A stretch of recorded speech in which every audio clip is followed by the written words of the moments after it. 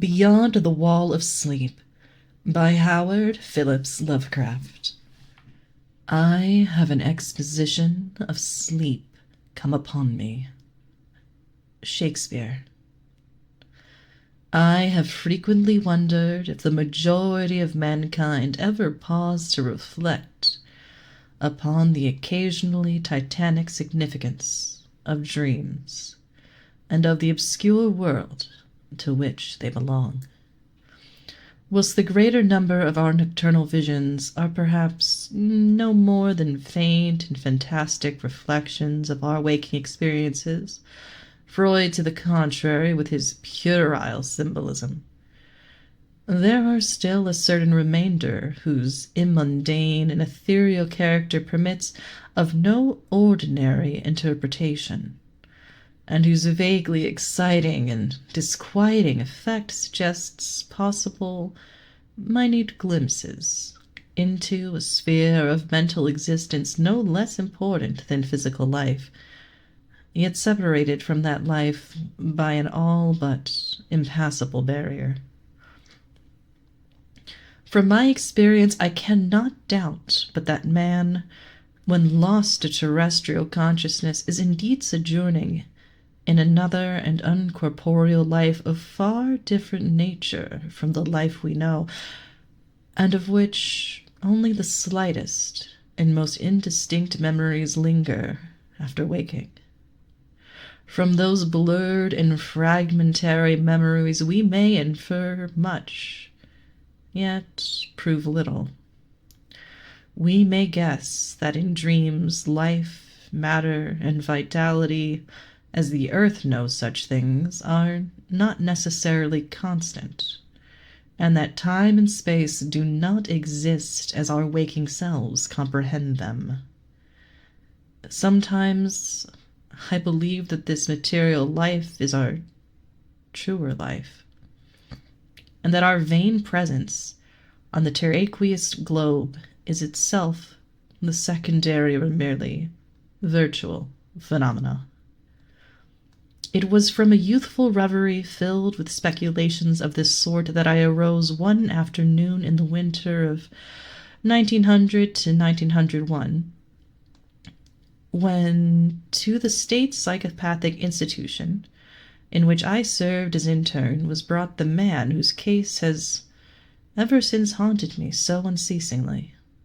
His name, as given on the records, was Joe Slater, or Slater, and his appearance was that of the typical denizen of the Catskill Mountain region, one of those strange, repellent scions of a primitive colonial peasant stock whose isolation for nearly 3 centuries in the hilly fastnesses of a little-traveled countryside has caused them to sink to a kind of barbaric degeneracy, rather than advance with their more fortunately placed brethren of the thickly settled districts.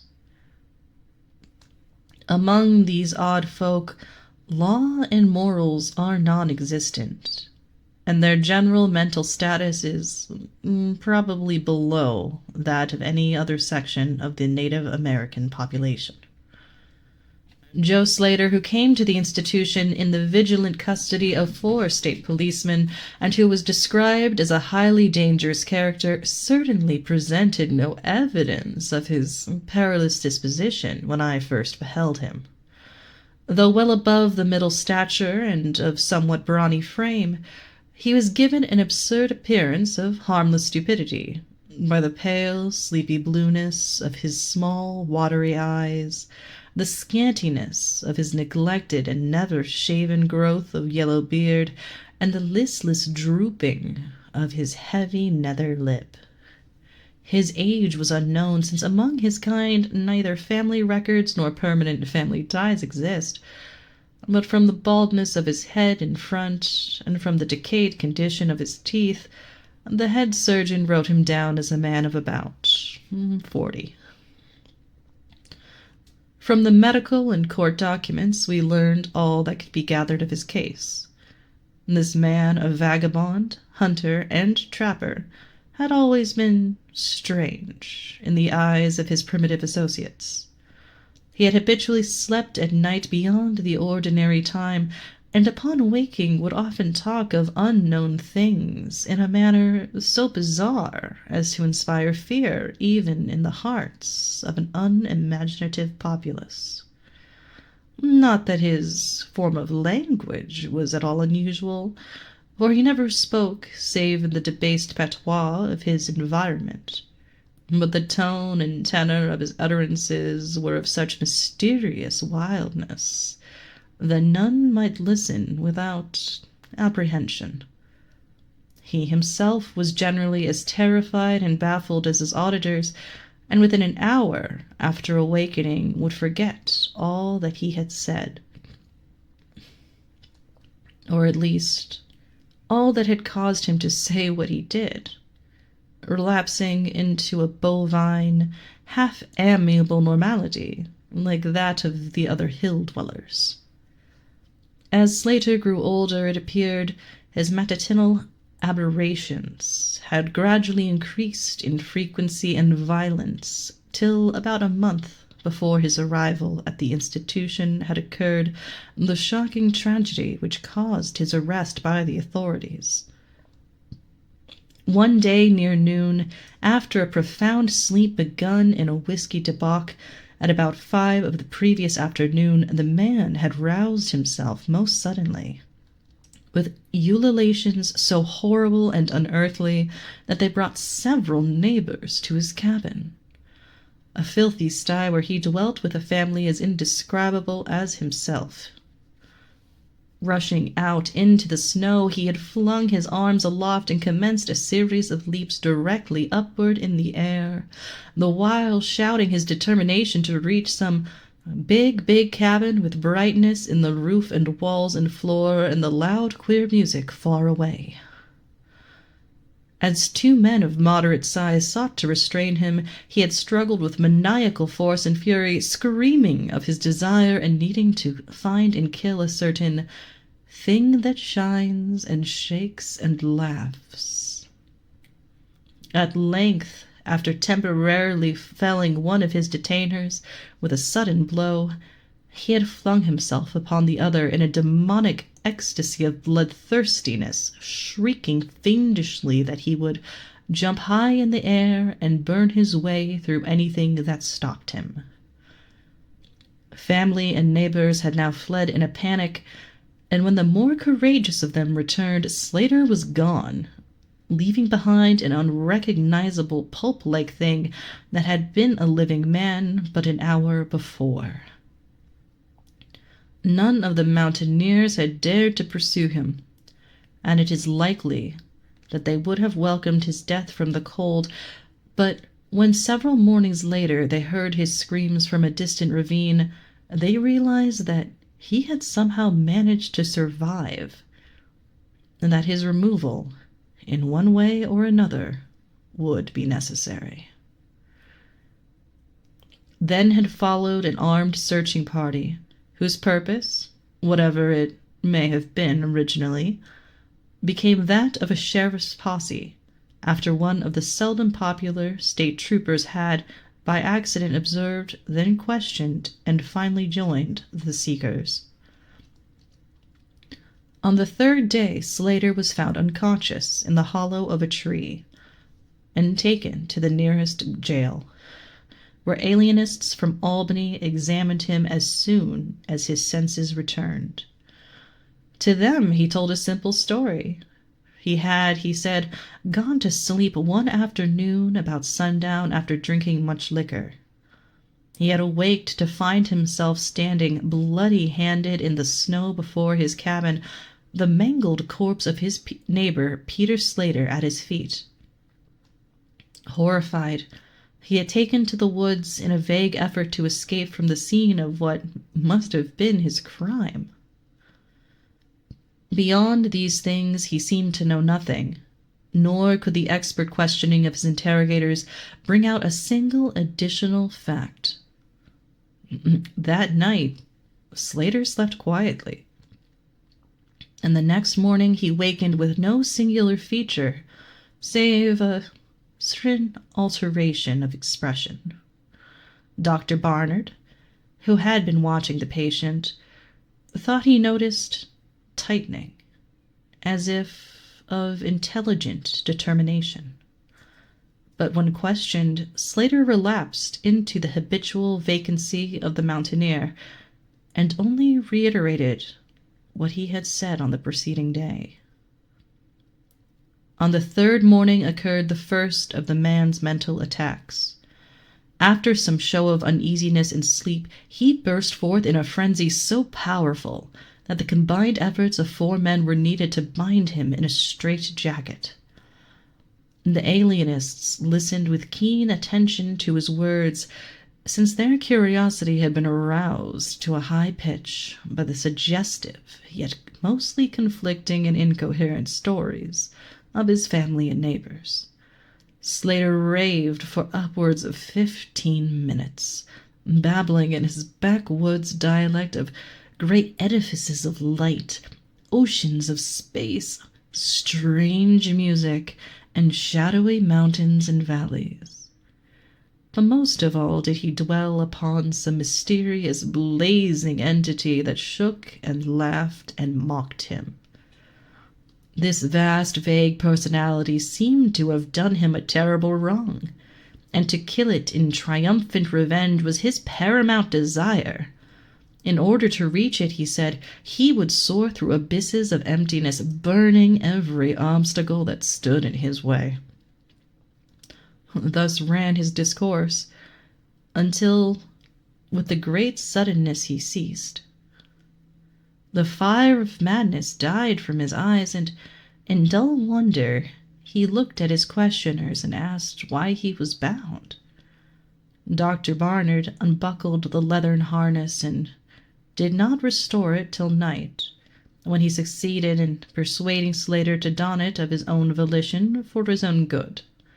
The man had now admitted that he sometimes talked queerly, though he knew not why. Within a week 2 more attacks appeared, but from them the doctors learned little. On the source of Slater's visions they speculated at length, for since he could neither read nor write and had apparently never heard legend or fairy tale, his gorgeous imagery was quite inexplicable. That it could not come from any known myth or romance was made especially clear by the fact that the unfortunate lunatic expressed himself only in his own simple manner. He raved of things he did not understand and could not interpret, things which he claimed to have experienced, but which he could not have learned through any normal or connected narration. The alienists soon agreed that abnormal dreams were the foundation of the trouble, dreams whose vividness could for a time completely dominate the waking mind of this basically inferior man. With due formality, Slater was tried for murder, acquitted on the ground of insanity, and committed to the institution wherein I held so humble a post. I have said that I am a constant speculator concerning dream life, and from this you may judge of the eagerness with which I applied myself to the study of the new patient as soon as I had fully ascertained the facts of his case. He seemed to sense a certain friendliness in me, born no doubt of the interest I could not conceal, and the gentle manner in which I questioned him. Not that he ever recognized me during his attacks, when I hung breathlessly upon his chaotic but cosmic word pictures, but he knew me in his quiet hours, when he would sit by his barred window weaving baskets of straw and willow, and perhaps pining for the mountain freedom he could never enjoy again. His family never called to see him. Probably it had found another temporary head, after the manner of decadent mountain folk. By degrees I commenced to feel an overwhelming wonder at the mad and fantastic conceptions of Joe Slater. The man himself was pitiably inferior in mentality and language alike, but his glowing titanic visions, though described in a barbarous and disjointed jargon, were assuredly things which only a superior or even exceptional brain could conceive. How, I often asked myself, could the stolid imagination of a Catskill degenerate conjure up sights whose very possession argued a lurking spark of genius? How could any backwoods dullard have gained so much as an idea of those glittering realms of supernal radiance in space about which Slater ranted in his furious delirium?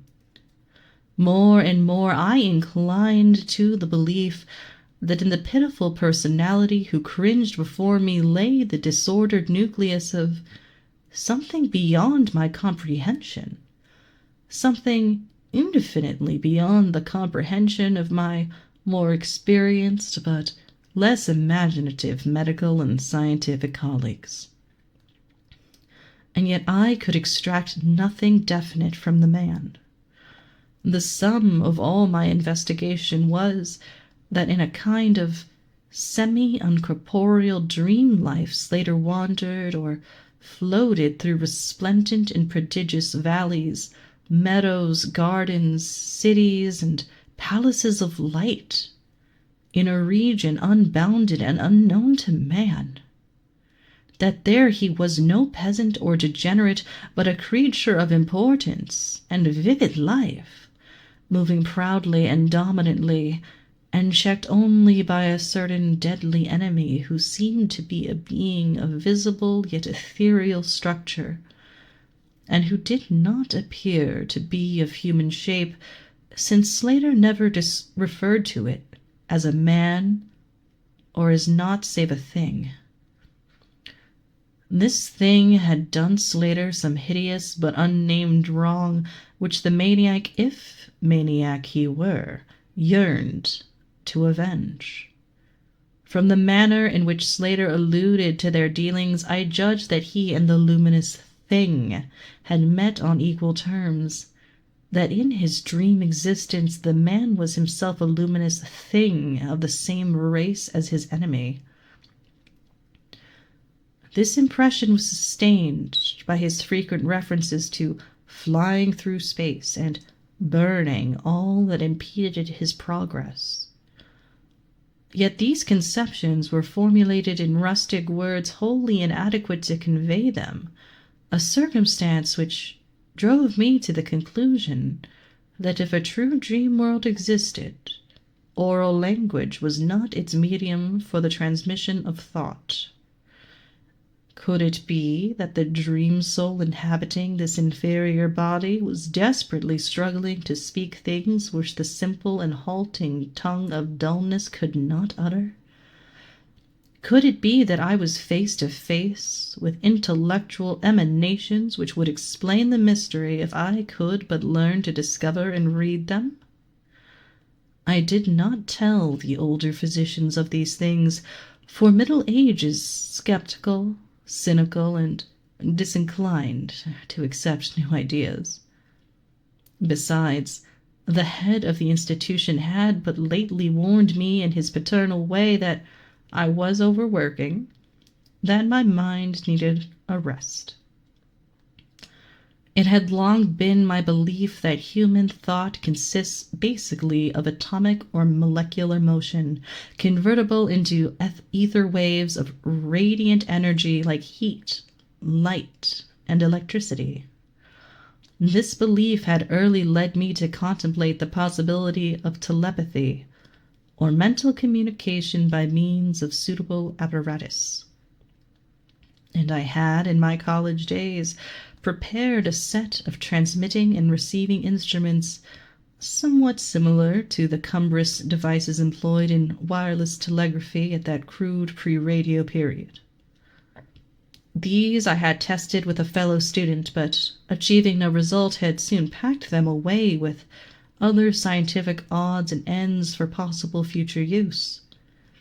Now, in my intense desire to probe into the dream life of Joe Slater, I sought these instruments again, and spent several days in repairing them for action. When they were complete once more, I missed no opportunity for their trial. At each outburst of Slater's violence, I would fit the transmitter to his forehead and the receiver to my own, constantly making delicate adjustments for various hypothetical wavelengths of intellectual energy. I had but little notion of how the thought impressions would, if successfully conveyed, arouse an intelligent response in my brain, but I felt certain that I could detect and interpret them.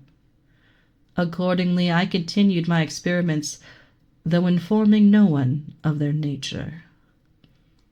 It was on the 21st of February, 1901, that the thing finally occurred. As I look back across the years, I realize how unreal it seems, and sometimes half wonder if old Dr. Fenton was not right when he charged it all to my excited imagination. I recall that he listened with great kindness and patience when I told him, but afterward gave me a nerve powder and arranged for the half-year's vacation on which I departed the next week. That fateful night I was wildly agitated and perturbed, for despite the excellent care he had received, Joe Slater was unmistakably dying. Perhaps it was his mountain freedom that he missed, or perhaps the turmoil in his brain had grown too acute for his rather sluggish physique.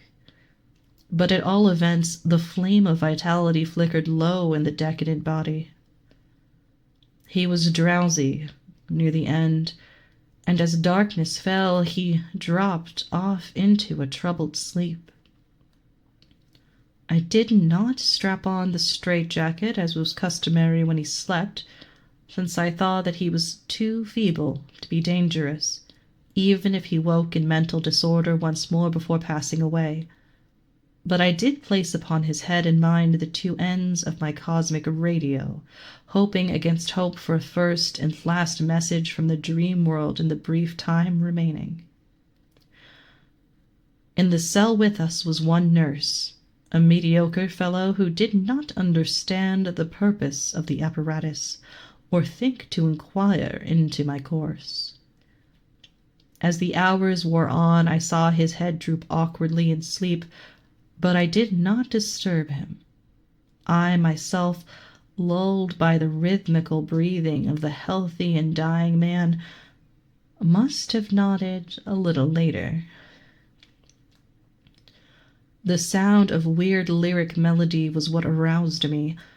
Chords, vibrations, and harmonic ecstasies echoed passionately on every hand, while on my ravished sight burst the stupendous spectacle of ultimate beauty.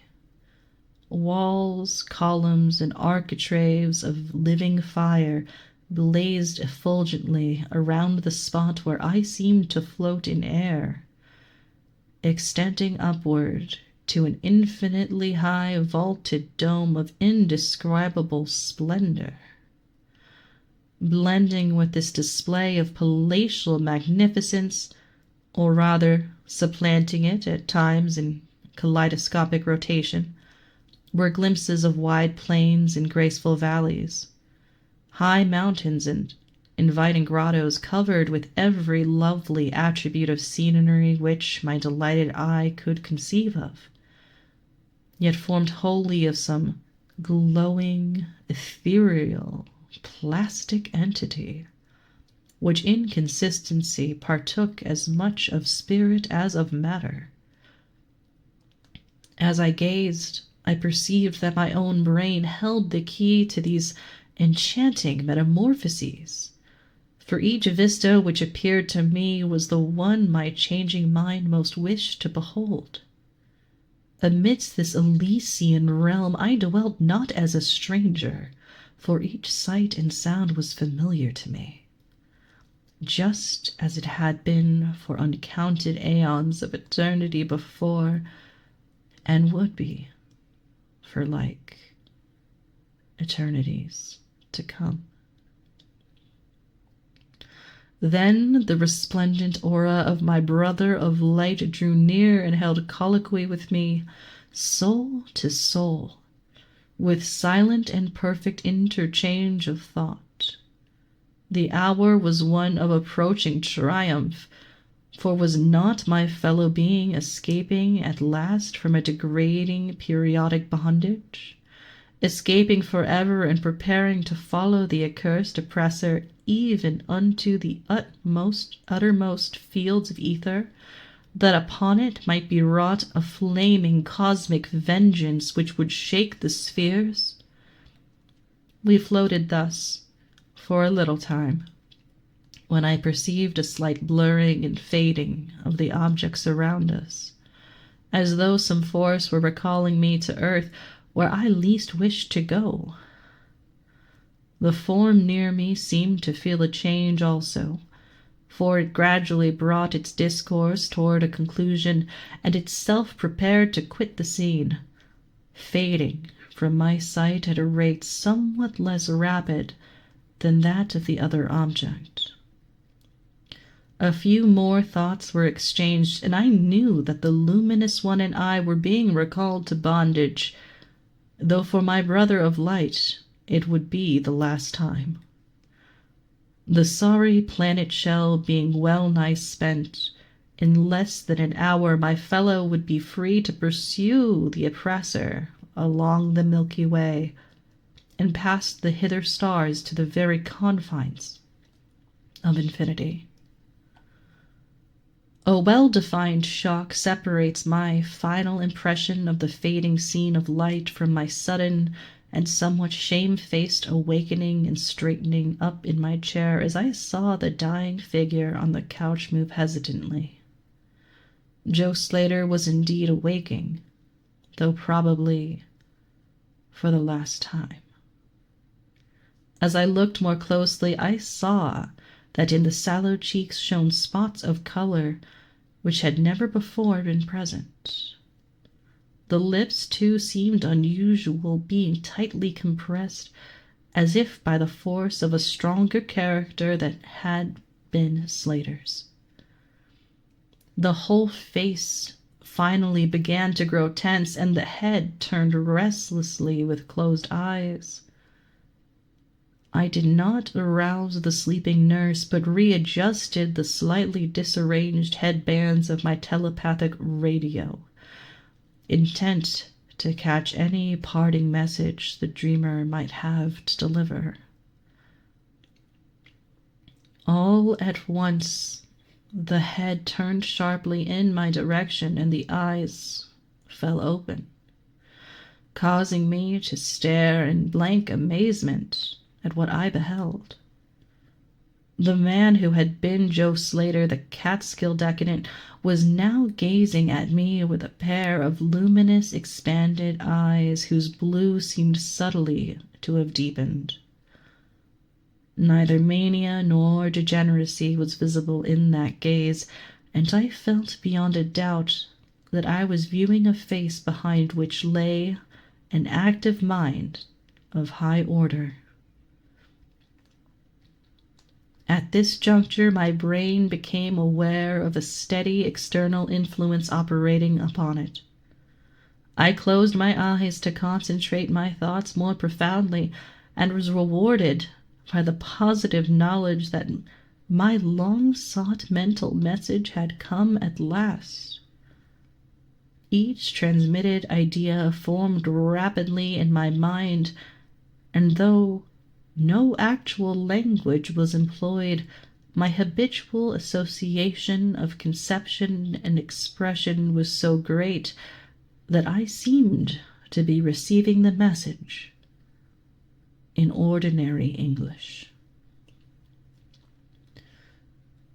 Joe Slater is dead, came the soul-petrifying voice or agency from beyond the wall of sleep.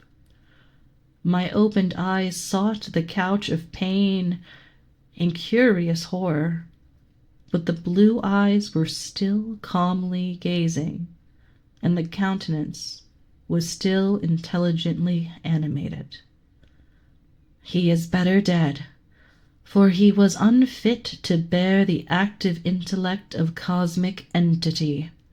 His gross body could not undergo the needed adjustments between ethereal life and planet life.